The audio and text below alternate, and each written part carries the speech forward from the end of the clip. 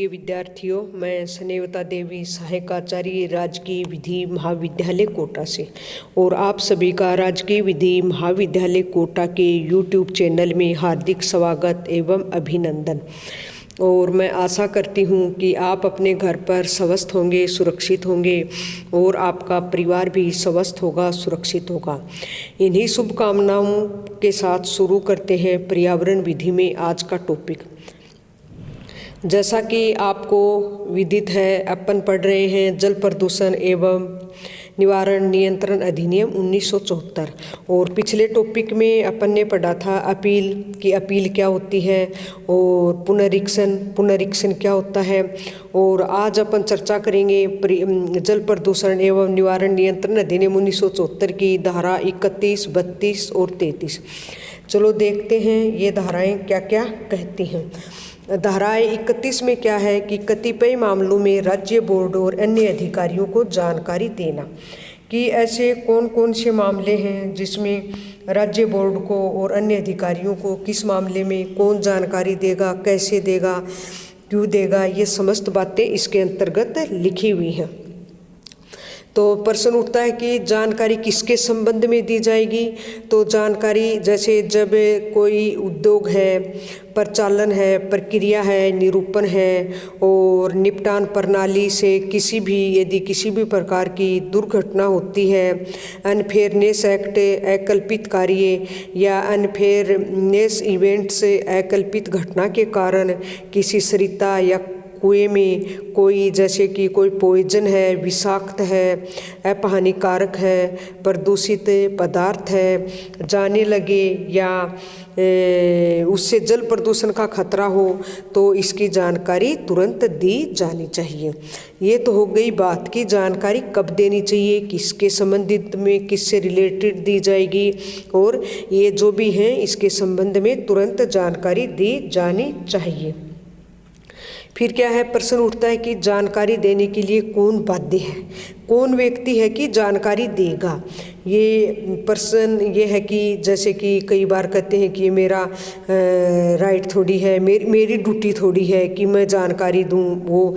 तो ये इसमें स्पष्ट लिखा हुआ है कि जानकारी देने के लिए उस स्थान का भार साधक व्यक्ति, ठीक है, मतलब person is charge of such palace, जो वो स्थान है उस स्थान का भार साधक व्यक्ति बाध्य है कि जिस स्थान पर ऐसा जल प्रदूषण हो रहा है या ऐसी संभावना है कि जल प्रदूषित होना संभावित है, तो वो जानकारी देगा भार साधक व्यक्ति। अब प्रश्न ये उठता है कि जानकारी किसको दी जानी चाहिए। जानकारी तो देगा, सही है, लेकिन जानकारी किसको दी जानी चाहिए। तो ये भी इस सेक्शन के अंतर्गत इस बात का भी समाधान है कि जानकारी राज्य बोर्ड या सक्षम प्राधिकारी और अधिकारियों को देनी चाहिए। किसको दी जाएगी जानकारी, या तो राज्य बोर्ड को या सक्षम प्राधिकारी या अधिकारियों को। ये समस्त बातें धारा 31 के अंतर्गत थी।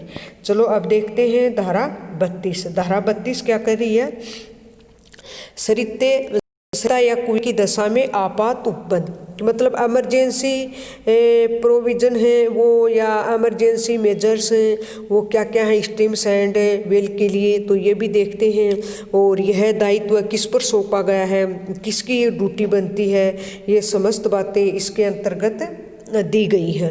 तो ये जहाँ राज्य बोर्ड को ऐसा लगे या प्रतीत हो कि भाई जैसे कोई सरिता है या कुएं में या कोई भूमि पर ऐसे पदार्थ का निस्सरण या डिस्चार्ज के कारण ऐसी जो भी सरिता है, कुआं है, भूमि पर है, कोई विषाक्त है, अपहानिकारक प्रदूषक पदार्थ है या किसी दुर्घटना, अन्य अकल्पित कार्य या कोई भी घटना के कारण उस सरिता या कुएं में प्रवेश कर गया है, और यदि बोर्ड की राय है कि भाई तत्काल तुरंत कार्रवाई करनी आवश्यक है, तो वह जो भी कारण है उनको लेखबद्ध करेगा और संक्रियाएं जो भी प्रक्रिया अपना सकेगा और निम्नलिखित जो भी प्रयोजन है इनके लिए।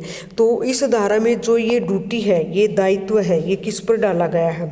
इस धारा में यह दायित्व ये राज्य बोर्ड पर एक विधिक दायित्व डाला गया है कि यदि उसे ऐसा कभी भी ऐसा प्रतीत होता है कि जैसे कोई सरिता है या कुएं में या भूमि पर या कोई ऐसा विषाक्त अपहानिकारक पदार्थ किसी दुर्घटना या अनफेयरनेस कार्य अकल्पित कार्य से प्रवेश कर गया है और जिसे कि जल प्रदूषण का खतरा है, तो वह तुरंत निम्नलिखित से या निम्नलिखित में से सभी या कोई भी कार्यों को कर सकेगा। कौन? राज्य बोर्ड। ये किसकी ड्यूटी है? राज्य बोर्ड की ड्यूटी है।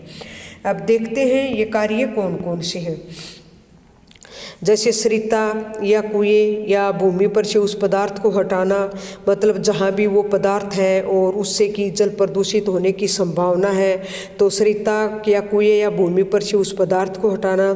सरिता या कुएं में कोई भी मौजूद उस प्रदूषण को कम करने के उपचार करना और संबद्ध व्यक्ति को आगे ऐसी कार्रवाई करने से रोकना। भाई जो भी व्यक्ति है जिसने ऐसा कार्य किया है जिससे जो भी सरिता कुआं या भूमि है और उसमें जल प्रदूषित हो रहा है, तो उस पदार्थ को तो हटाना है ही है। जो भी संबंधित व्यक्ति है उसको आगे ऐसी, अब तो जो हो गया सो हो गया, आगे ऐसी कोई कार्रवाई न के लिए इसलिए उस कार्यवाही को करने से रोकना है। फिर आगे चलते हैं धारा 33। अब धारा 33 में क्या है कि जो भी सरिताएं हैं, कुओं के जो भी जल है के आशंकित प्रदूषण को अवरोध करने के लिए बोर्ड की न्यायालयों को आवेदन करने की शक्ति। इसमें क्या है, न्यायालय को क्या शक्ति दी गई है कि वह बोर्ड को आवेदन कर सकेगा। अब यह है कि ऐसे कौन कौन से प्रोविज़न हैं कि ऐसे कौन कौन सी स्थिति परिस्थिति उत्पन्न हो जाएंगी कि बोर्ड को न्यायालय के समक्ष आवेदन करना पड़ेगा। तो ये समस्त बातें इसके अंतर्गत हैं। अब प्रश्न उठता है कि राज्य बोर्ड न्यायालय में आवेदन कब कर सकेगा।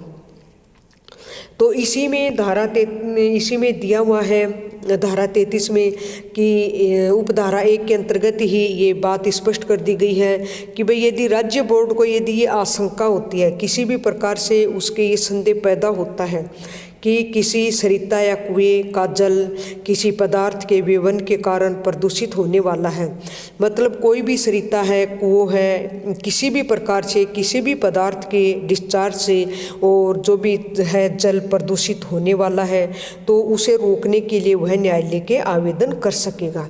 न्यायालय में आवेदन कर सकेगा कि इसको रोका जाए। फिर प्रश्न ये उठता है कि किस न्यायालय में आवेदन किया जा सकेगा। ये बात तो क्लियर हो गई कि राज्य बोर्ड करेगा। न्यायालय में आवेदन कब करेगा ये भी क्लियर हो गई। जो कोई सरिता या कुएं में या ऐसा कोई पदार्थ का सेवन करता है जिससे कि जल प्रदूषित हो रहा है, क्योंकि अपन जल प्रदूषण पढ़ रहे हैं और आप सब जानते हैं कि जल प्रदूषण से बहुत सारी बीमारियां फैलती हैं और इसे रोकने के लिए ही न्यायालय के समक्ष राज्य बोर्ड आवेदन करेगा। फिर ये कि अब कि किस न्यायालय में आवेदन किया जा सकेगा। राज्य बोर्ड कौन कौन से न्यायालय हैं जिनमें आवेदन कर सकेगा। तो धारा 33 के अंतर्गत ही ये दिया हुआ है कि राज्य बोर्ड ऐसा आवेदन एक तो मेट्रोपोलियन मजिस्ट्रेट, महानगर मजिस्ट्रेट और प्रथम वर्ग न्यायिक मजिस्ट्रेट, किसके समक्ष, महानगर मजिस्ट्रेट और प्रथम वर्ग न्यायिक मजिस्ट्रेट, और इसके अलावा भी अन्य न्यायालय को भी कर सकते हैं लेकिन वो अवर न्यायालय न हो। ये हो गई कि कौन से न्यायालय में राज्य बोर्ड का आवेदन कर सकेगा। अब है कि न्यायालय किसे आदेश दे सकेगा। आवेदन भी कर दिया, सब हो गई, तो अब न्यायालय किसे आदेश दे सकेगा। तो न्यायालय उस प्रदूषण को हटाने के लिए भी ये आदेश दे सकेगा कि उस व्यक्ति को जो प्रदूषण कारित कर रहा है, वह व्यक्ति जो कि जल को प्रदूषित कर रहा है, प्रदूषण को रोकने के लिए।